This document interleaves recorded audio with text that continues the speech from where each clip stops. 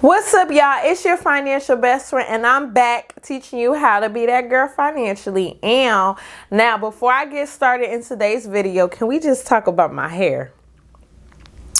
I need y'all to just, ooh.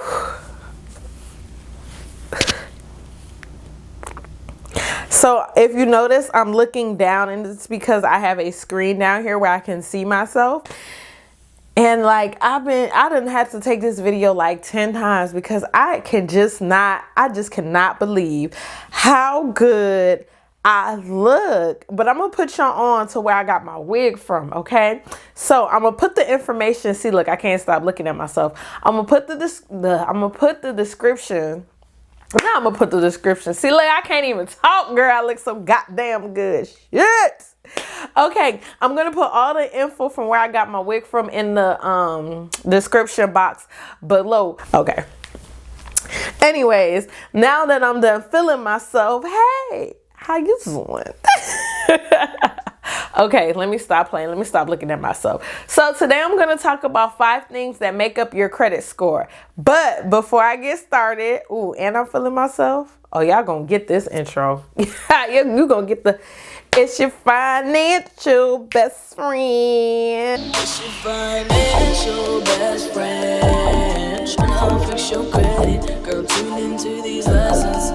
Something gon' pay off in the back end. Mixing with that bag, that trip, the 750. Cause you a boss, you a queen. So, like I said in the beginning, we're going to talk about the things that make up your credit score.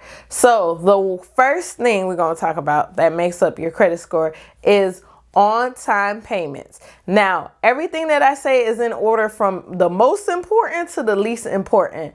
All of these things are important, just some things are more important than others. So, on-time payments. Have you ever missed a credit payment?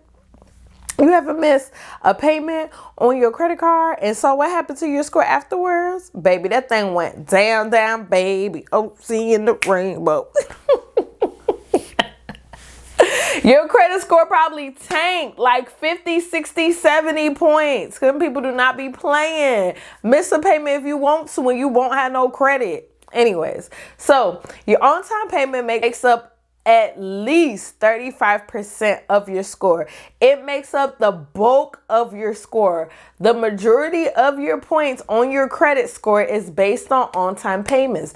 This is why it is important to never, ever miss a payment if you can help it. And if you're ever in a situation where you're going to miss a payment, just call them people up, talk to them. If you've never missed a payment before, 9 times out of 10, I can guarantee you they're willing to work with you and they're willing to defer the payment, especially if you catch hard times.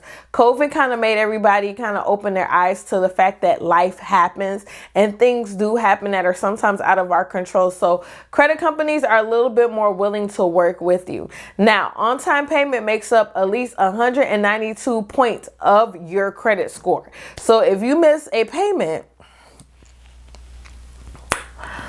I ain't gonna say you can't come back, but it's gonna be a hard comeback, okay?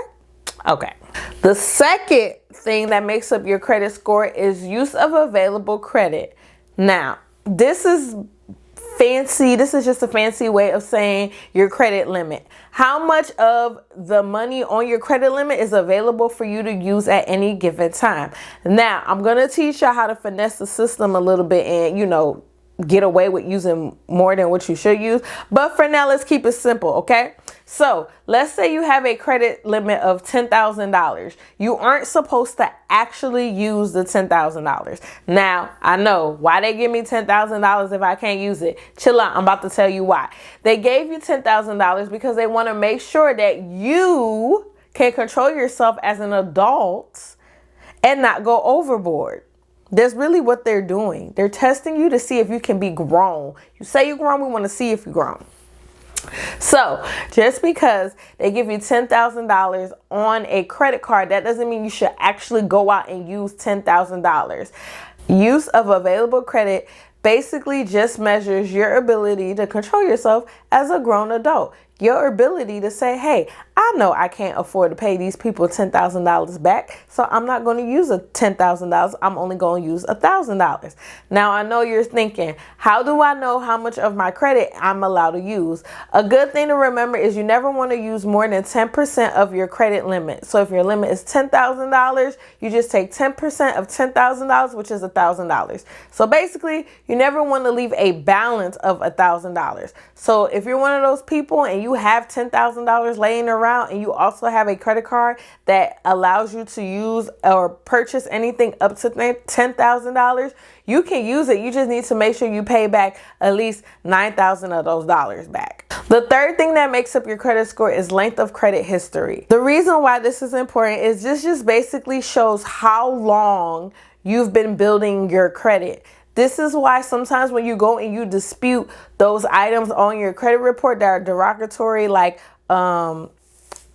collections account or a repo, and it falls off, this is why you'll see sometimes your credit score will drop, because you basically became a youngin in the credit game, if you want to think about it that way.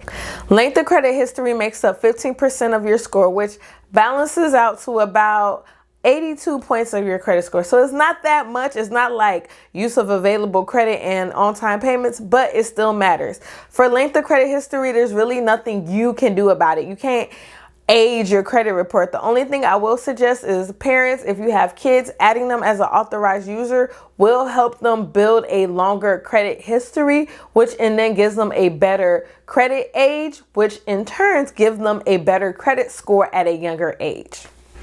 The fourth thing that makes up your credit score is mix of accounts. This is basically just what credit accounts do you have? Do you have a short-term loan? Do you have a long-term loan? Do you have mortgages? Do you have car notes? What kind of credits do you have, and what is your behavior with the different credits? This just basically shows your ability to pay or be responsible for different varieties of credit. So you might have somebody that does a great job of paying their credit card payments on time, but they do a horrible job of paying their mortgage payments on time. All you basically be telling the creditor is you can't handle a big responsibility like a mortgage or like a long-term loan. Or not only that, a lot of people are trying to get to that 750, 800 range and they're missing that mortgage. So you need to have a mix of credit. You can't just have all credit cards and think your credit score is going to be good. You need to have credit cards, you need to have loans, you need to have mortgages. All these different things that show that you're able to be a responsible adult and handle credit in a bunch of different areas makes you look better as a credit borrower. Last thing that makes up your credit score is inquiries. Inquiries are 10% of your score, which give or take is 55 points of your credit score. Now, a lot of people are online. They're constantly saying that you should dispute inquiries. You should dispute inquiries. Inquiries do not make or break your score. It is not that serious to dispute it. I've never met a person with bad credit because they had too many inquiries. It is not that serious. Do not let them people dispute inquiries, because if you dispute an inquiry that is attached to an open account, they're going to shut your accounts down and you're going to be mad, big mad, and that's going to be your fault. Okay. Remember, the 5 things that make up your credit score is on-time payments, use of available credit, inquiries, credit mix, and length of credit history. Go ahead, if you made it this far in the video, leave a comment below that just say hot mess, so I know that you at least watched to this part, because I didn't have to record this like this. See, I can't stop looking at myself. I look so good. But yeah, tune in next week for another video. Bye.